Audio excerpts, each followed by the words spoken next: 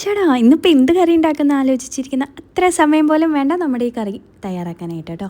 അപ്പോൾ ഭയങ്കര എളുപ്പത്തിൽ ഉണ്ടാക്കാൻ പറ്റിയതാണ്. വെറും 2 മിനിറ്റ് മതിയാകും ഇത് ഉണ്ടാക്കാനായിട്ട്. അപ്പോൾ അതിനായിട്ട് നമുക്ക് കുറച്ച് കറിവേപ്പില, അതുപോലെ തന്നെ ഒരു ചെറിയ സൈസ് സവാള ഇതാ ഈ ഒരു വലിപ്പത്തിൽ അരിഞ്ഞിട്ട് ഇങ്ങനെ ഇതളൊക്കെ വിടർത്തിയിട്ടേക്കുന്നതാണ് കേട്ടോ. ഇനി വേണ്ടത് നമുക്ക് പച്ചമുളകാണ്. അപ്പോൾ 2 പച്ചമുളക് എടുത്തിട്ടുണ്ട്. നല്ല അത്യാവശ്യം എരിവുള്ളതാണ് കേട്ടോ.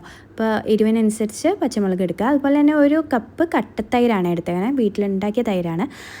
അതെടുത്തിട്ടുണ്ട്. അതുപോലെ തന്നെ കുറച്ച് പൊടികൾ വേണം. അപ്പോൾ മഞ്ഞൾപ്പൊടി എടുത്തിട്ടുണ്ട്, കാശ്മീരി ചില്ലി പൗഡർ, ഒരല്പം കടുക് വേണം, പിന്നെ അതുപോലെ തന്നെ ഒരല്പം കായപ്പൊടി വേണം. ഇനി നമുക്ക് നമ്മുടെ കട്ടത്തൈരുണ്ടല്ലോ അതൊന്ന് ഉടച്ചെടുക്കാം. അപ്പോൾ ഞാനൊരു മിക്സിയുടെ ചെറിയ ജാറിലോട്ട് അത് ഒഴിച്ചു കൊടുത്തിട്ട് വെള്ളം ഒന്നും ചേർക്കരുത്. അതുപോലെ തന്നെ ജസ്റ്റ് ഒരു പൾസ് മാത്രം അടിച്ചിട്ട് എടുത്തിട്ട് വരാം. ഇനി നമ്മുടെ ഈ തൈര് നന്നായിട്ടൊന്ന് കലക്കിയത് നമുക്കൊരു ബൗളിലോട്ട് ഒഴിച്ചു കൊടുക്കാം കേട്ടോ.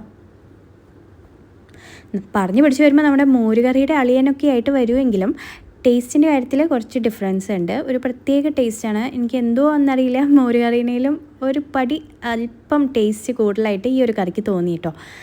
അപ്പോൾ നമ്മുടെ പൊടികൾ ഇനി ഈ തൈരിലോട്ട് ഡയറക്റ്റ് ചേർത്ത് കൊടുക്കാം. അപ്പോൾ കാശ്മീരി ചില്ലി പൗഡറാണ്, അത് 1 ടീസ്പൂണോളം ചേർത്ത് കൊടുത്തിട്ടുണ്ട്. അതുപോലെ തന്നെ 1/2 ടീസ്പൂണോളം മഞ്ഞൾപ്പൊടിയും 1/2 ടീസ്പൂണോളം ഉപ്പും കൂടി ചേർത്ത് കൊടുത്തിട്ടുണ്ട്.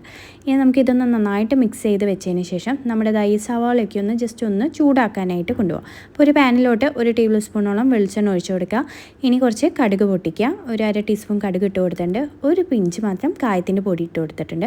പിന്നെ നമ്മുടെ വേപ്പില, അതുപോലെ തന്നെ പച്ചമുളക്, പിന്നെ നമ്മുടെ സവാള അതും കൂടി ചേർത്ത് കൊടുക്കാം. ഇനി ഇത് ഹൈ ഫ്ലെയിമിലൊന്നല്ല കേട്ടോ, വളരെ മീഡിയം ഫ്ലെയിമിൽ ഇട്ടിട്ട് ജസ്റ്റ് ഒന്ന് ചൂട് കയറ്റിയാൽ മതിയാവും. കാരണം നമ്മുടെ ആ ഒരു സവാളയുടെ ആ ഒരു ക്രഞ്ചി ടേസ്റ്റ് ഉണ്ടല്ലോ അത് പോകാൻ പാടില്ല. അപ്പോൾ വഴറ്റിയെടുക്കേണ്ട കാര്യമൊന്നുമില്ല, ജസ്റ്റ് ഒന്ന് ചൂട് മാത്രം കയറ്റിയിട്ടുള്ളൂ കേട്ടോ. ഇനി നമുക്ക് നമ്മൾ നേരത്തെ 1/2 ടീസ്പൂൺ ഉപ്പേ ഇട്ടിട്ടുള്ളൂ, 1/2 ടീസ്പൂൺ ഉപ്പും കൂടി ഇതിലോട്ട് ചേർത്ത് കൊടുക്കാം. ഇനി ഇതാ നന്നായിട്ടൊന്ന് മിക്സ് ചെയ്തതിന് ശേഷം നമ്മൾ നേരത്തെ നന്നായിട്ട് കലക്കി വെച്ചിരിക്കുന്ന ആ തൈരിലോട്ട് ചേർത്ത് കൊടുക്കുക.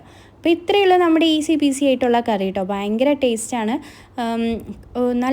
നല്ലൊരു പ്രത്യേക ടേസ്റ്റാണ് കേട്ടോ. ഇത് കഴിക്കുമ്പോൾ ആ ഒരു സവാളയുടെ ഒരു ക്രഞ്ചിനെസ്സാണ് ഇതിൻ്റെ സ്പെഷ്യാലിറ്റി എന്ന് പറയുന്നത്. അപ്പോൾ എല്ലാവരും ഇതൊന്ന് തയ്യാറാക്കി നോക്കൂ കേട്ടോ, എല്ലാവർക്കും ഇഷ്ടമാവും. അപ്പോൾ നമുക്ക് അടുത്ത വീഡിയോയിൽ കാണാം. ബൈ.